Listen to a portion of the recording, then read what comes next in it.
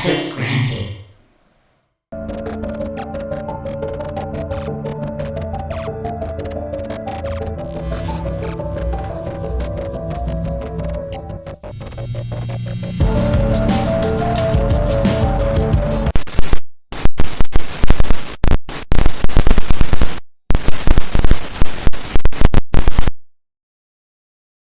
Hello and welcome to Bud's RPG Review, where I give my thoughts on role-playing games, card games and board games. Today's review is Cyborg by Stockholm Kartell and Free League Publishing. Okay, first a bit of history. Released in 2022, Cyborg rode on the enormous wave in the gaming industry that Merkborg created and was produced as the result of a hugely successful Kickstarter campaign which raised over £300,000. It's available as a 160-page full-colour A5 hardback and as a PDF. Cyborg is fully compatible with Merkborg. Right to the cover. Here you have a piece by the frankly inimitable Johan Noor that is such an incredibly loud mess of colour, design, mixed fonts and embossed and shiny sections that it's an assault on the eyes that I genuinely find it difficult to look at for too long. In other words, perfect for the game, which describes itself on the back as a nano-infested doomsday RPG about cybernetic misfits and punks raging against the relentless corporate hell. On to the inside. Here we have the first obvious comparison with Merkborg, when we are presented with a random name generator. Weather, which includes the likes of choking humidity, heavy black rain and dead channel sky. Pocket lint, which has things like a severed finger in a plastic bag, an idol of a horned god dipped in blood, and even a contract to kill an associate of the PCs. And finally, infested items, which is a collection of awful things you can find. For example, a set of mirror shades that burn the skin and fuse to your skull, which allow you to see data flowing through the air, but make it difficult to make a ranged attack. Once we get past the credits, we get to the first part, the messed up world they left us. Here we're informed that the world is ending again and again. A world racked by ecological catastrophes and the fallout of history's belligerence. It is a place of nuclear weapons, cynical revolutions, and a sky full of advertisements. Everyone is an addict, whether that be to drugs or power. Everyone is a liar and a cheat. Everyone wants more than they have, despite what they've got. Welcome to the city of Psy. We then move on to Chapter 1. Here we are told how new capitalists rule from glass towers, gangs rotting in the slums, and neo-mediums in their cursed den that they call hallowed ground. All of them are building their own kingdoms and armies. We have a map of the area known as the battlefield, and the logos of the various corporations that are the enemy. It talks about the central business enterprise region, with the crystal towers of the rich looking down upon the awful city below. Here we have the first mention of something called the Incident. The rich are protected by the Sec Corps. It's a place of white-collar crime and large sums of money and small convictions. It talks of an altar to consumerism in the form of a huge retail park under Lake Gravel called Undersjön, separating the north and south, which is dominated by megacorps and mobsters. The accompanying art is like a hellish version of Times Square, if that were not already the case for some. Following this is ports. Here it mentions that there is no escape from Psy by any means, and that the ports offer the illusion of escape from the despair that is the city. A steady flow of black imports come in from the ports, items from the remnants of the world that was. It is the entertainment zone of Psy, with guns, drugs and parties keeping the rich sated while infighting to remain the dominant force. There is Royal West Shipping that has the biggest, most well-guarded warehouse here, and a restaurant here that is so exclusive that nobody can get a table there. G0, which I'm assuming stands for Ground Zero, is where the rock and bombs fell. It is a radioactive quagmire that is watched over by turrets and drones, and entering here means certain death. Nano-freaks stalk the ruins. Pockets of nerve gas or radioactive space dust wait for unwary wanderers, but most of all, whatever makes that noise at night lurks among the hellscape. It is waterlogged and filled with scrap steel. Only those seeking salvage, cultists looking for answers, or scientists trying to profit from the ruin are the people that you will meet. Well, the only humans. There's also said to be a door in G0 that leads to a music venue called My Wall, which is said to be frequented by secret societies. After this it talks about the industrial zones, filled with colossal machinery, poison and danger, with chimneys spitting fumes into the atmosphere and a maze of barbed wire. Here the underpaid and overworked toil while being herded like cattle. The smog that shrouds the place is sickening and actually unbearable in the south. We then move to the slums. It makes mention that everything in G0 bears scars from the incident, whereas the slums are mangled by the weight of their wounds. It is a place of constant gang warfare over control of Psy, though many other things can be discovered here. There are honest but broken people that dream of a better future, underground markets that sell anything, no questions asked, and even clinics that can help or even strip you of your innards to sell. The Virid Vipers are the major players in the drug trade of Psy, and they wage war with the heirs of Kyrgos that makes the miserable life of the people here worse. The heirs worship two-headed alien demons, and the various areas are vied over for control in other awful but seemingly necessary ways. The next section is called On Water. Here it describes the city as a convulsing, infected leviathan filled with fetid and poisonous waters that pump through the veins of Psy, whose many bridges connect its many isles that bustle with taxi boats, floating homes, and supertankers that exist within the filthy waves. The water is of course undrinkable. To the east is the expanse of lifeless stormy waters, filled with the graves of oil rigs and drifting plastic continents that lure ships astray. The hills are where the rich and important people of Psy live, away from the filth of the city below. They're built like fortresses filled with privilege and splendour, and the higher the building, the greater the luxury. It is a place of no crime and where everybody is tracked, especially those who manage to enter without invitation. The old money district is Galgenbeck, that is home of the most influential people in Psy, the CEO of United Citadel Security, the president of Alliance Inc., and the lead researcher of TG Labs. And then we have those that exist in between.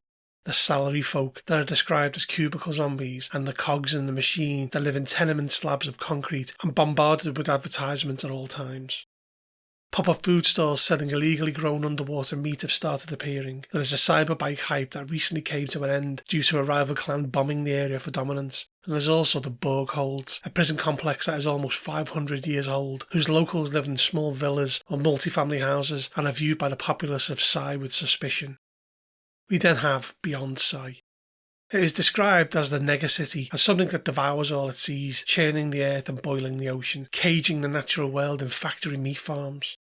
Beyond the city there are fields of electrified fences and agricultural machines as big as cathedrals. What few forests are left are filled with unfeeling drones clearing them out. And then there is the net.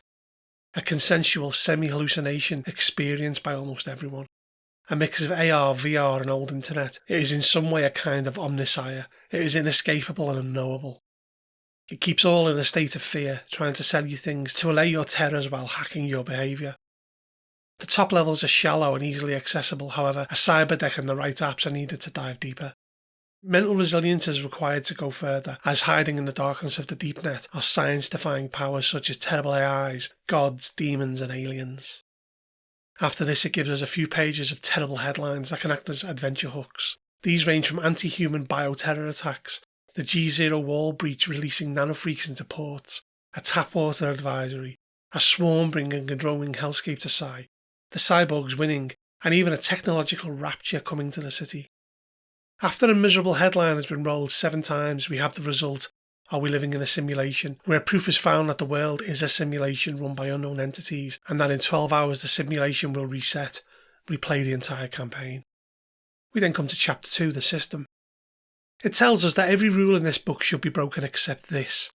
PCs cannot be loyal to or have sympathy for the corps, cops or capitalist system. They may have to work for them, but they remain the enemy. All players start with 2d6x10 credits, a retinal comm device or RCD, and some cheap clothes. They then roll a d8, d12 and d12 and refer to these tables, which gives them some equipment. They then roll 3d6 5 times to generate the 5 abilities: agility, knowledge, presence, strength and toughness. This gives a range of -3 to +3 on rolls. It covers things like tests, carrying capacity, and then moves on to the character classes. First up is the Shunned Nanomancer. These are people who are thoroughly infected by nanobots, and you're all on this table here to show how you are infected. They can have strange looking body modifications that are beneficial. This is followed by the Burned Hacker, someone who used to be one of the best, but who made a mistake and discovered some terrible truth. They have a built-in app rolled on this table here, and can roll to find out the terrible truth they discovered, which includes 2 AIs merging into a perhaps 2-headed sentience that is beyond our understanding.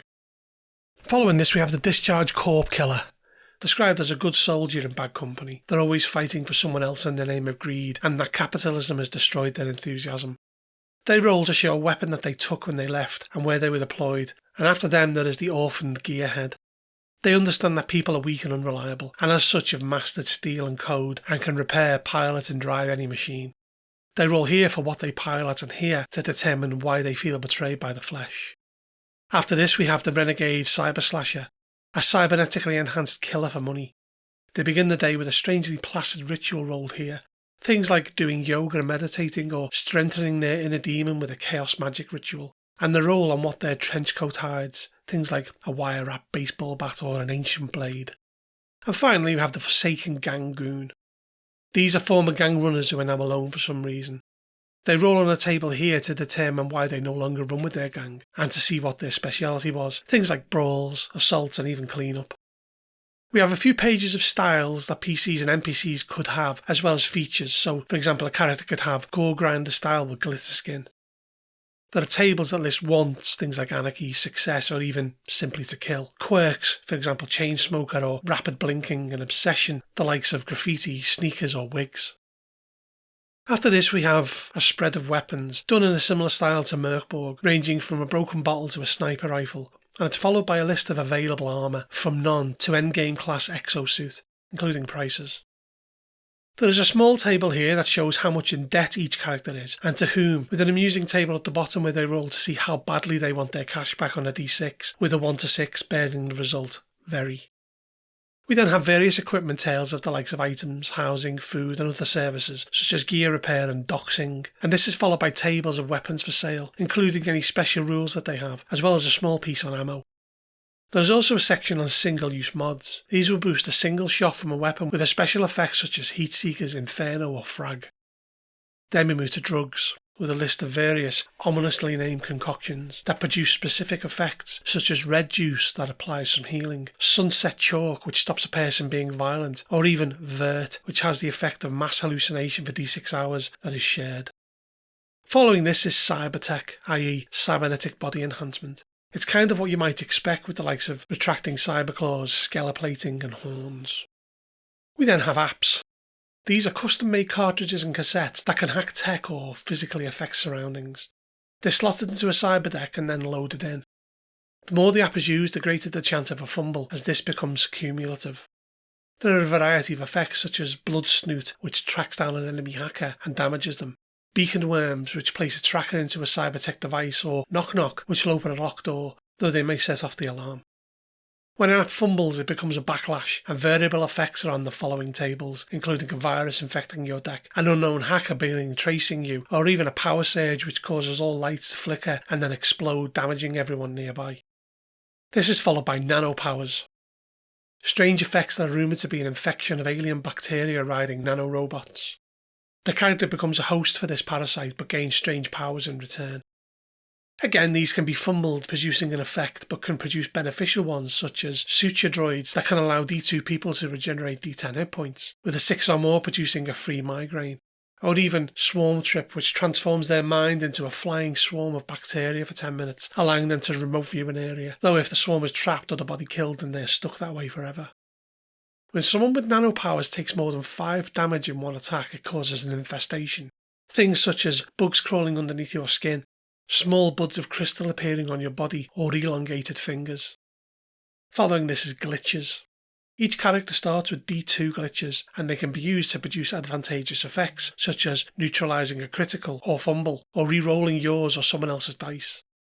This is followed by the rules of hit points, which pay homage to the same table in Merkborg by having an artificial heart.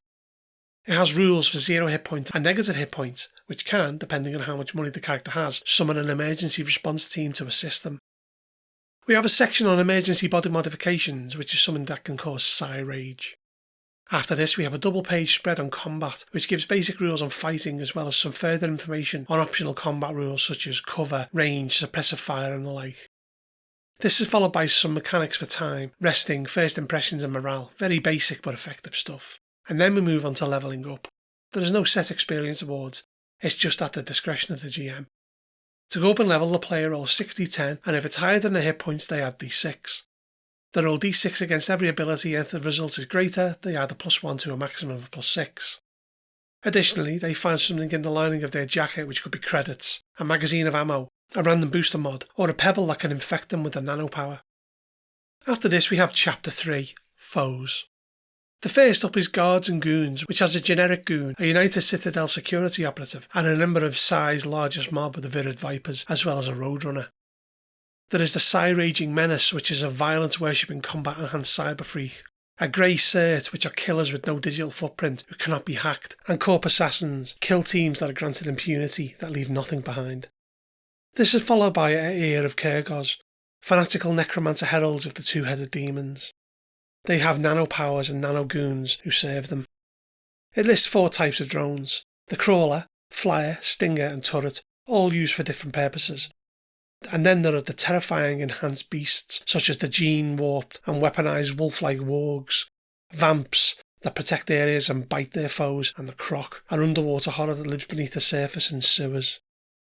We then move on to Psydroids. There is the Skulker, a murder skeleton built for a single purpose, and the Vindicator, which faces foes front on and can smash through walls and doors. We also have the Doppel, a human mimic that was powerful enough to fool even the most rigorous of tests. This is followed by Nano Freaks. There is the Headhunter, a skittering horror whose eyes spout cryo-radiation and can infect you with nanos. We have the Blight Husk, a nano-infested vermin that quite terrifyingly move around G0 like stop-motion maquettes and have dripping claws and vile fangs. And perhaps the strangest in the Whitetail, a creature with eerily large eyes and a body like smoke that steals tech and then vanishes. We have Bloated, a walking corpse that shambles around G0 and is the rumoured fate of all nano-infected. We then shift focus to combat vehicles.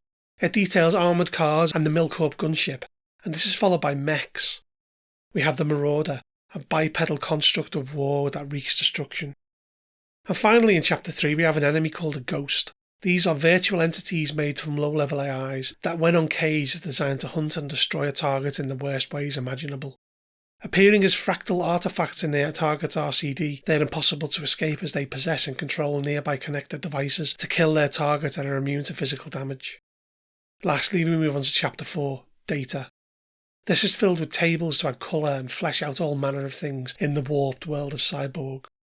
There is a table for style, features, roles, obsessions and quirks, as well as an NPC table for wants. There's an easy-to-use mission generator where 90-20 are all in sequence, with the first determining somebody who the PCs are contacted by, the second who they are acting on behalf of, and with the third being used to generate a reward. The 40-20 determines the job and the fifth the target. The sixth is the location where the target can be found, and the seventh is the geo or somewhere in. The eighth illustrates the security there, and the ninth is a complication they face. This allows for more potential missions than most players could ever do in their lifetime. We then have a section called Location Features. This gives us 3 aspects of a location, with each being rolled on a d10, a distinctive feature, a hidden feature and an additional danger. After this we have a corporation generator. Here we can determine the name, main industry and appropriately their latest controversy. This is followed by a cult generator where 2d12 are rolled to determine what they worship and the form their temple takes. After this we have a d100 table of random city events and then a d20 table of net events. Lastly in Cyborg we have an introductory scenario called Lucky Flight Takedown, which I'm not going to spoil here, but it's pretty decent and fits the Cyborg aesthetic nicely. And in Appendix 01 we have a Corp index which details lots of corporations in Psy, and this is followed by an actual index of the book. And the final 2 pages are a nice easy summary of the rules. To call Cyborg grim would be quite frankly underselling it. The pages almost drip corruption, madness, corporate greed, sad inevitability, and the garish neon lights of Psy bombarding you with advertisements for things you can never possibly afford. It's perhaps foolhardy to look at Cyborg without making the inevitable comparisons to Merkborg, as Johan Noor designed both, and while maybe less of a shock to the system with it lacking its mirrored pages and doom metal feel, it is a really good variant on that aesthetic. That of making the imagery so busy, colourful, glitched and of a layered nightmarish fashion that some of the images are almost painful to look at for too long, which ties into exactly the effect that Psy has upon its residents 24/7, 365 days of the year. The character creation offers some really good and well-suited templates for players to choose from, and the idea of all of the characters starting off in serious debt is a great way of bringing them together to try and pay off what they owe before something horrific and relentless is sent after them to harvest their organs. Also, the idea of a trauma team being able to be summoned to dying characters is a really good one, as it gives them a second chance on occasion. Rules-wise, it's a bit more intricate than Merkborg, which, given the different layers of add-ons such as cybertech, nano-infections, firearms, vehicles, and the like, is to be expected. For example, players get more hit points, and there seems to be a thread of survivability to the game that wasn't present in Merkborg, where a gruesome character death was expected. In this game, the fight for survival is a bit more prominent. The inevitability of the end of the world is here in a variation whereby reality resets itself every now and then, and as such I feel a Cyborg would probably allow for campaign play rather than the gruesome one-shot nature of Merkborg. The randomness of the building of the World of Psy is actually pretty good and serves to intrinsically compile campaign lore on the fly. The quality of the book itself is great, with it being a pleasure to read. It has lush, glossy, full, garishly coloured pages throughout, replete with a matching silk bookmark. And in a rare case for someone who reads as slowly as I do, I breeze through it quite quickly, taking in the art and design principles with each page turn. Generally speaking, I am not a fan of sci-fi games. I can take or leave Traveller, Cyberpunk and the like, as the biggest issue for me is that the forward-thinking ideas of one day becoming the actual reality for us quite quickly to some extent. With Cyborg, however, this is a futuristic reality nobody really wants, and yet far from the highbrow thinking of first contact with alien races and wormholes that would allow us to travel the galaxy with ease, the awful, awful world of Cyborg seems to be more the reality we are heading towards. As previously mentioned though, not providing a shock to the system, and indeed the design principles as much as Merkborg did, Cyborg to me is far more interesting a place to visit. Once I finished reading Cyborg, I proceeded to start again from the beginning in order to pick up on the things I may have missed first time round. It's a really fantastic book to read. If you have the chance to play Cyborg with friends, or if someone is offering to run it at a local convention, then grab the chance with both hands. You deserve to suffer in the overly ostentatious and foul place like the rest of us. I give Cyborg a well-deserved 10 out of 10. If you enjoyed this review, please make sure to hit the thumbs up, subscribe to my channel and check out my other videos. Also, if you're interested in buying this product, I'll put some links below. Lastly, if you like what I produce here, then maybe think about supporting me on Patreon, or even becoming a member of my YouTube channel. Bud out.